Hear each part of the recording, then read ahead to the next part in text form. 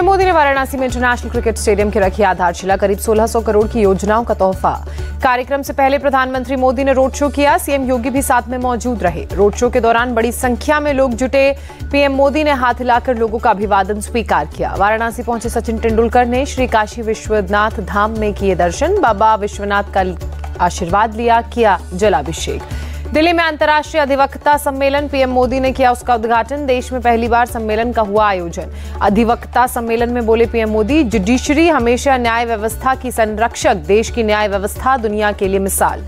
PM Modi ने महिला आरक्षण बिल के पास होने का जिक्र किया। कहा, नारी शक्ति वंदन से सशक्त होंगी महिलाएं। बिना नाम लिए पीएम मोदी ने कनाडा को संदेश दिया। कड़े संदेश में पीएम मोदी ने कहा, जब खतरा ग्लोबल तो लड़ने का तरीका भी ग्लोबल ही होगा। पीएम मोदी बोले, ऐसी कई ताकतें हैं जो बॉर्डर की परवाह ना करते हुए इस तरह की बातें करती हैं। कहा, ग्लोबल फ्रेमवर्क तैयार करना होगा। संयुक्त राष्ट्र के मंच पर झूठा आरोप लगाने पर भारत का पाकिस्तान को करारा जवाब। यूएन में भारत की प्रतिनिधि पेटल गहलोत ने पाकिस्तान को आदतन अपराधी बताया। पेटल गहलोत ने भारत के अंदरूनी मामलों पर पाकिस्तान की टिप्पणी करने पर कड़ी आपत्ति जताई। कहा, आधारहीन और दुर्भावनापूर्ण प्रचार के लिए मंच का गलत इस्तेमाल करता है पाकिस्तान। पेटल गहलोत ने कहा, 26/11 के आतंकवादियों पर कार्रवाई करे पाकिस्तान, जिसके पीड़ित 15 साल से अभी भी न्याय के इंतजार में है। पेटल गहलोत ने यूएन महासभा में कहा, दक्षिण एशिया में शांति के लिए पाकिस्तान उठाए 3 कदम। सबसे पहला, सीमा पार आतंकवाद को रोके। पेटल गहलोत ने कहा, दूसरा कदम पाकिस्तान ये उठाए कि भारत के इलाके से अवैध कब्जा छोड़े और तीसरे कदम में अपने यहाँ अल्पसंख्यकों के खिलाफ मानवाधिकार का उल्लंघन रोके। यूएन महासभा में पाकिस्तान ने फिर अलापा कश्मीर का राग। कार्यवाहक पीएम अनवरुल हक काकर ने कहा, कश्मीर पाकिस्तान और भारत के बीच शांति की कुंजी है। कार्यवाहक पीएम काकर ने भारत के खिलाफ उगला जहर। कहा, भारत ने सुरक्षा परिषद के प्रस्तावों को नहीं माना है। जम्मू कश्मीर में अगस्त 2019 से 9 लाख सैनिकों को तैनात किया है। काकर ने भारत कनाडा विवाद का भी जिक्र करते हुए खालिस्तानी आतंकवादी हरदीप सिंह निज्जर की हत्या को हिंदुत्व से जोड़ा। हिंदुत्व की तुलना आतंकवादी संगठन आईएसआईएस से की। कनाडा के पीएम जस्टिन ट्रूडो ने भारत के खिलाफ अपने आरोपों को एक बार फिर से बताया सही। कहा, हमने भारत के साथ कई सप्ताह पहले साझा किए हैं आरोप। कनाडा की संसद में पीएम जस्टिन ट्रूडो ने कहा, भारत के साथ जांच में सहयोग की उम्मीद, ताकि इस गंभीर मामले को जड़ तक पहुंचा जा सके। कनाडा के विपक्षी नेता पियरे पोलिवरे ने हिंदुओं के खिलाफ फैलाई जा रही नफरत पर कड़ा विरोध जताया। कहा, कनाडा के विकास में हिंदुओं का योगदान अहम रहा है। कंजर्वेटिव पार्टी के नेता पियरे पोलिवरे ने कहा, हर कनाडाई नागरिक बिना किसी डर के रह सकता है और हर समुदाय का इस देश में स्वागत है। अमेरिकी विदेश मंत्री एंटनी ब्लिंकन ने कहा, कनाडाई पीएम जस्टिन ट्रूडो के आरोपों से अमेरिका चिंतित है। मामले में जांच निष्कर्ष पर पहुंचने के लिए की जाएगी और यह बेहद जरूरी है। कनाडा में मारे गए आतंकवादी हरदीप सिंह निज्जर को लेकर पेंटागन के पूर्व अधिकारी माइकल रूबिन का बड़ा खुलासा। निज्जर को बताया ओसामा बिन लादेन का सहयोगी। माइकल रूबिन बोले, कनाडाई पीएम जस्टिन ट्रूडो ने भारत पर आरोप लगाकर बहुत बड़ी गलती की। कहा, आतंकवादियों को पनाह दे रही है कनाडा की सरकार। आतंकवादियों की लिस्ट जारी करने के बाद एनआईए का एक्शन तेज हुआ। चंडीगढ़ में गुरपतवंत पन्नू के घर पर रेड डाली गई। चंडीगढ़ के सेक्टर 15 में है खालिस्तानी आतंकी पन्नू का घर। एनआईए ने जब्त की गुरपतवंत पन्नू की प्रॉपर्टी। भारत कनाडा विवाद को संजय राउत ने 2024 चुनाव से जोड़ा। कहा, चुनाव में भारत पाकिस्तान विवाद नहीं चलेगा तो उछाला जा रहा है भारत कनाडा विवाद। रमेश बिधूड़ी के खिलाफ विशेषाधिकार प्रस्ताव लाने की तैयारी।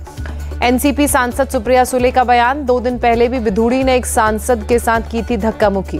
बीजेपी सांसद निशिकांत दुबे ने दानिश अली के अशोभनीय आचरण की जांच की मांग की। कहा, बिधूड़ी के व्यवहार को भी गलत बताया। कांग्रेस सांसद मनीष तिवारी ने रमेश बिधूड़ी को बताया बीजेपी का परफेक्ट बीजेपी मैन। जर्मनी में के परफेक्ट जर्मन मैन का दिया उदाहरण। जेडीयू ने बीजेपी से सांसद रमेश बिधूड़ी की संसद सदस्यता बर्खास्त करने की मांग की।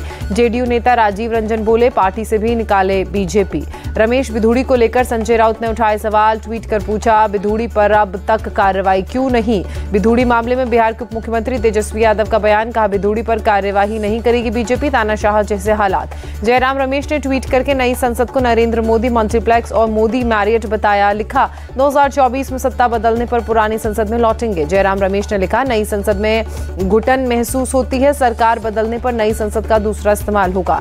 नई संसद पर जयराम रमेश के बयान पर जेपी नड्डा ने किया पलटवार। कहा, 140 करोड़ भारतीयों की आकांक्षाओं का अपमान। नई संसद को मोदी मल्टीप्लेक्स कहे जाने पर जयराम रमेश पर भड़के गिरिराज सिंह। कहा, केंद्र को वापस मिले एक सफदरजंग रोड परिसर। पीएम संग्रहालय में अब सभी प्रधानमंत्रियों के लिए जगह। नई संसद को लेकर जयराम रमेश के ट्वीट पर बोले आरएसएस नेता इंद्रेश कुमार, कहा नफरत और दुश्मनी से ऊपर उठें। प्रमोद तिवारी भी नई संसद को लेकर सवाल उठाते नजर आए, कहा नई संसद का वातावरण ठीक नहीं, कई सांसद बीमार। कांग्रेस सांसद मनीष तिवारी की मांग, बैलेट पेपर से हो 2024 का चुनाव, ईवीएम से हेराफेरी की जताई आशंका। आरजेडी सांसद मनोज झा भी बैलेट पेपर के चुनाव कराने के पक्ष में, कहा कई बड़े बड़े देश ईवीएम के इस्तेमाल के बाद दोबारा मतपत्र की ओर लौटे। कर्नाटक में बनाए जा सकते हैं कुछ और डेप्यूटी सीएम। कांग्रेस विधायक बसवराज राय रेड्डी 6 और डेप्यूटी सीएम नियुक्त करने की मांग की। सनातन के खिलाफ बोलने वाले उदयनिधि स्टालिन के समर्थन में आए अभिनेता कमल हासन, कहा अपनी बात रखने का सभी को हक है। आंध्र प्रदेश के राजमुंद्री सेंट्रल जेल के बाहर सुरक्षा व्यवस्था कड़ी की गई। जेल में बंद चंद्रबाबू नायडू की रिमांड 2 दिन के लिए बढ़ी। झारखंड के मुख्यमंत्री हेमंत सोरेन ने ईडी के समन के खिलाफ झारखंड हाईकोर्ट में दायर की याचिका, सुप्रीम कोर्ट ने हाईकोर्ट जाने का निर्देश दिया था। रायपुर में बोले केंद्रीय स्वास्थ्य मंत्री मनसुख मांडविया, महिला आरक्षण होने पर देश में महिलाओं में खुशी और उत्साह। बेंगलुरु में बीजेपी ने किया विरोध प्रदर्शन, तमिलनाडु की कावेरी नदी का पानी न छोड़ने की मांग को लेकर प्रदर्शन। कर्नाटक के मांड्या बंद के दौरान सड़क पर उतरे प्रदर्शनकारी, किसानों और कन्नड़ समर्थक संगठनों ने मांड्या में किया विरोध प्रदर्शन। मध्य प्रदेश के भिंड में कांग्रेस की जन आक्रोश रैली में हथियारों के साथ नजर आए समर्थक। हथियारों के प्रदर्शन पर कांग्रेस ने कहा बीजेपी से लड़ने के लिए हर तरीके से तैयार। बीजेपी का पलटवार, बंदूक से जनता को डरा रही कांग्रेस।